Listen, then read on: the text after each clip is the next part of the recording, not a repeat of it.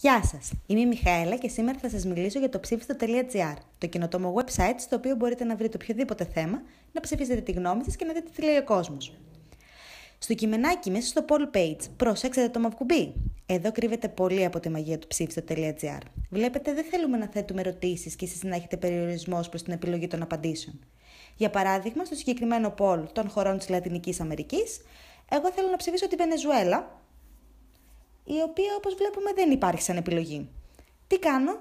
Πατάω το μαύρο κουμπί που λέει προσθέστε την επιλογή σας και με εμφανίζεται μία απλούστατη φόρμα. Κάνω απλά copy-paste το URL της ψηφοφορίας, στην οποία απευθύνομαι στο πρώτο πεδίο και στη συνέχεια από κάτω βάζω την επιλογή μου. Πατάω αποστολή και αυτό ήταν. Η επιλογή θα σταλεί στο αρμόδιο τμήμα του ψήφιστο.gr και αφού εγκριθεί θα περαστεί σε επιλογή. Όλα λοιπόν γίνονται απλούστατα με λίγα μόνο κλικς. Καλή διασκέδαση στο ψήφιστο και μην ξεχνάτε να ψηφίζετε.